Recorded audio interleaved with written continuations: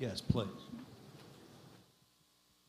Christian Sinclair, thank you very much for your work on that report. As we go forward, I want to be inclusive of pediatrics, but at the same time, I don't want to just give it a superficial touch either. So I'm wondering what advice you might give us as committee members on how we can include pediatrics, but not just give it a small part.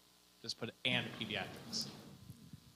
I can't imagine that we would give it just a small part. I don't think any of us would accept that. This is a passionate group, and we are passionate across the lifespan. Sometimes what is true for adults is also true for children, not always. What we say in pediatrics is that we are together for a lifetime. And that means what we do best in pediatrics is preventative care. If we are stellar in our end-of-life care for a family and in our bereavement care for a family, we can prevent the known complications for families who have lost a child. What we know now from nationwide studies is that fathers are statistically significantly more likely to have to leave workforce because they have medical disabilities if they have lost a child versus dads who have never lost a child.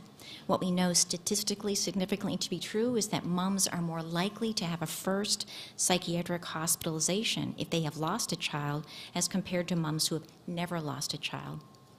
And what we know from descriptive reports is that siblings who have lost a sibling find it harder to make friendships and to maintain them. If we can do our commitment to sponsoring a family, supporting them far better than we currently do, we provide preventive care to families, offspring, to our workforce as well, so we cannot just superficially address the family of dying children. Thank you, Christian.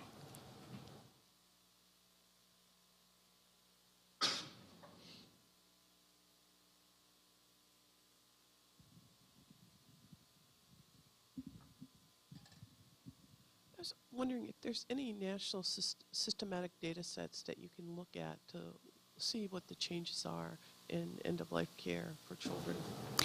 So Dr. Tino is asking, as well she would, are there any large national databases where we can look at the potential changes in end-of-life care across our nation?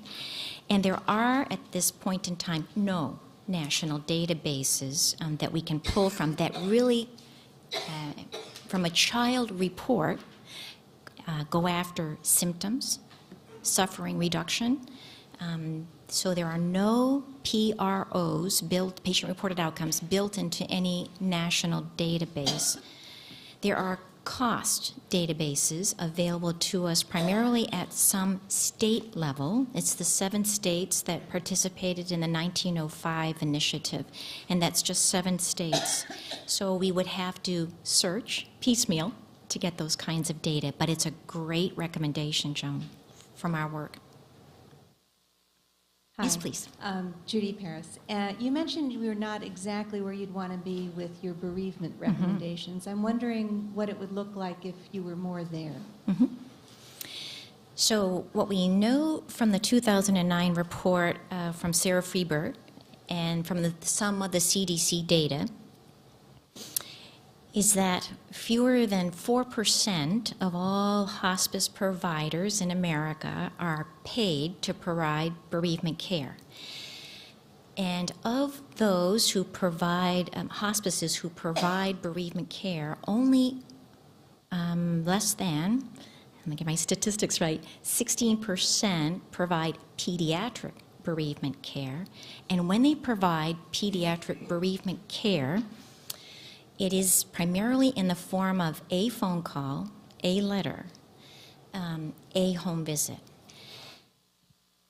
The majority of bereavement care appears to be provided by friends and chaplaincy and other faith-based efforts.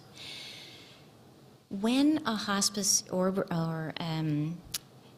say hospice, provides pediatric care, they do it on average 1 to 20 times a year. It's very hard to be expert when you only provide that kind of care 1 to 20 times a year.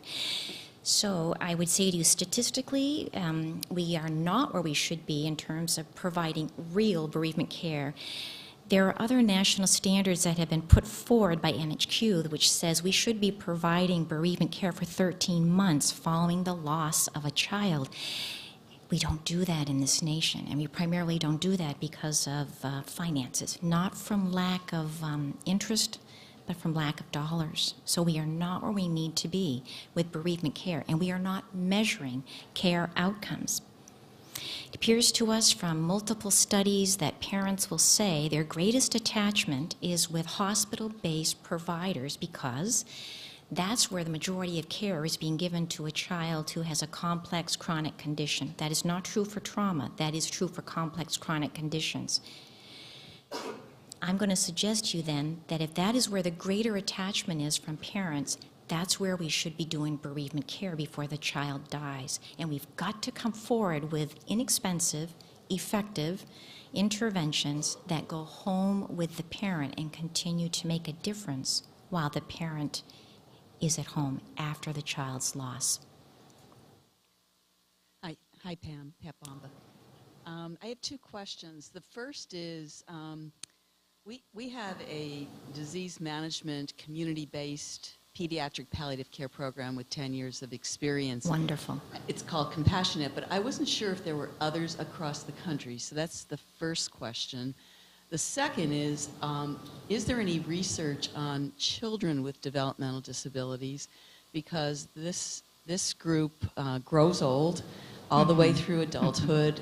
They develop dementia, and there's unique needs of this population. So I was just wondering from children where there are unique needs, and it builds back to Christian's comment, the need for integration. Yeah. Thank you, Pat. So in terms of the first question, are there other community-based networks to provide pediatric palliative care? And I'm so happy yours is 10 years of age, and I'm going to be looking for your literature. I don't know the answer to that question. I don't know the facts on that, so please forgive me. I don't think I should even attempt a response because I don't know. Is there research on children who are developmentally delayed? There is work by Sherry Robb in working with very young children. There is work by John Collins in terms of working with developmentally delayed children with symptoms. But there is not that kind of research with end-of-life decision-making. Pam, Yes, Steve? 2 questions. Thank you. Could you, since we've heard from Chris Council and we've read both books, one, could you compare and contrast the pediatric insights and problems? The adults, we've heard about both, but we've heard them separately. I'd like to do a cross. Secondly, has anyone thought about using what you've learned about pediatric loss to things like miscarriage? Oh, nice question, Steve. Occurs when there's no child, there's a fetus, and there's the same set of issues. Thank you. So first, I love the question about what is it between the two reports that might be informing of each other. And the reason I'm excited about that, Steve, is because I believe if we join forces across Iowa reports and across the adult world and the pediatric world, we are unstoppable. So I believe that there are important similarities and important shared values reflected in those two reports. Perhaps most essentially, what's reflected in both reports is the respect of life, the respect for family preferences, the moral distress that can be experienced by clinicians who are deeply involved with suffering and dying, the huge responsibility in America upon family caregivers for family members who are ailing and not going to survive a serious illness. Shared across the two reports is the great concern about financing this care and recognizing that we have got to have legal changes, policy changes, and that we have to have commitments from professional associations, discipline-specific, and also the federal government if we are going to continue to move this body of science and care forward. The more we join forces across the lifespan, the more I believe we will be able to affect those kinds of changes.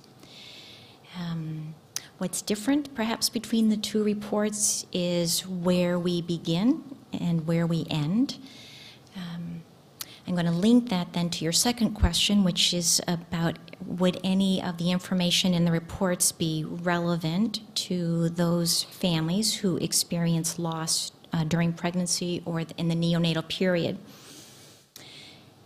In our research, it appears to us that regardless of how old the child is, whether it is in utero or it is in early adulthood, there are similarities in the experience of the loss for the parents.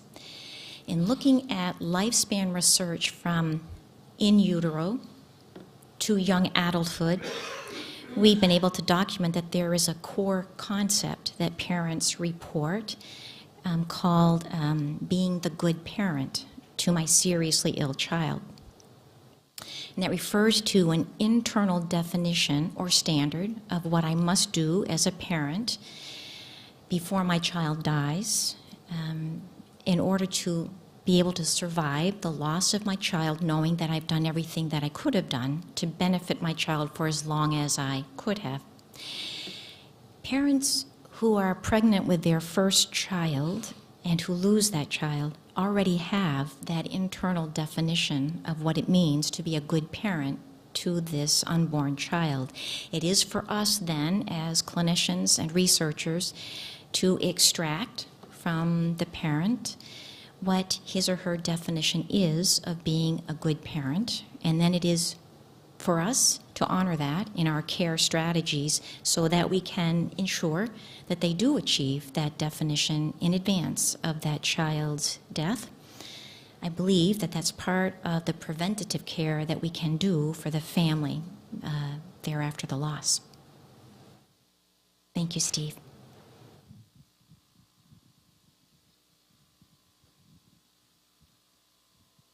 Thank you, Pam. Just a question in terms of, is this on? Oh, sorry. I think the pediatric world has done a good job with the concurrent care model. What can the adult world learn from the pediatric world?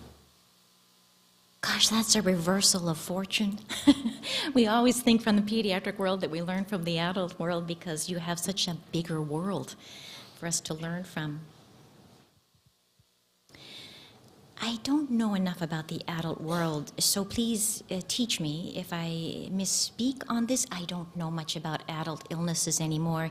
Even though I'm an older woman, I don't really know much about the adult world. I don't know if this is, so I think this might be true, but in the pediatric world, everything is the family from the very beginning. We work very hard to learn the family's words, the family's values, the family members, who's relevant to the discussion, who may not be in the room, etc. And I don't know if that's true for the adult world, but I know it is the heart of the pediatric world. So a lot of time and effort goes into documenting if we make a decision today jointly, who's affected by this decision and whose voice do we need to have considered so that there's no unfortunate repercussions from the decision that we are about to make today. Is this true of the adult world? No. I guess that's the difference then, thank you. It's a great question. Not seeing any other questions, let me confirm my understanding of one thing you said before and ask you a question. what I heard you say was that in doing the work dealing with when children die, the committee recognized that that palliative care and end of life were related, Yes. and therefore tried to take an integrated approach in trying to deal with that issue. Secondly, what I also heard was that Massachusetts has eliminated the 6-month requirement. Yes. And so obviously I think it would be good for us to try to find out what, if any, experience has been there. Thirdly, one of the things that we heard from Chris in some of your comments were consistent, were don't try to define when end of life begins as far as a time frame, because only God knows and God's not telling us, okay? But, among other things. But I thought I heard from Chris, and I'd like for you to respond to the extent that your committee had any related discussions about looking at an alternative, the concept of very sick and deteriorating condition. One of the things we're going to have to come to grips with is, yes, palliative and end of life are related, but how are we going to go about trying to make sure that we're not dealing with all chronic conditions that could last for many, many, many years? Because I think that's clearly beyond the scope of what was intended. At the same point in time, for however we define, our mission, we want to be fully inclusive of things that need to be done, irrespective of what point in time in life it's done. So, David, the language that we used on our committee to refer to the child who was not going to survive was the seriously ill child whose long-term survival is unlikely, very unlikely. In working clinically with families, I always use the language with children who actually do talk about end of life.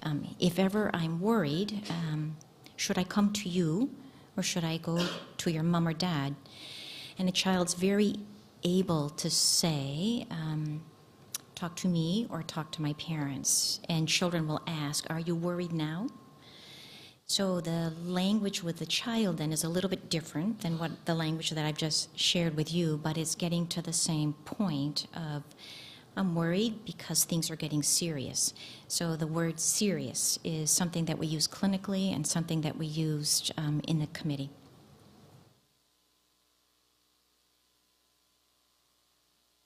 Thank you all very much. Thank you very much.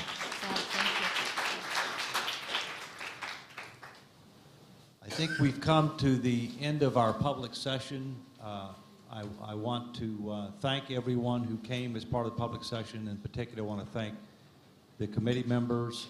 I also want to acknowledge that there is a reception outside, and I understand that there actually may be some vino as part of that. Just keep in mind, red wine is supposed to be good for you in moderation, but I'm not a physician. That's just what my doctor told me. So thank you very much, and we also have a working dinner after the reception at 5:30 this evening. Thank you.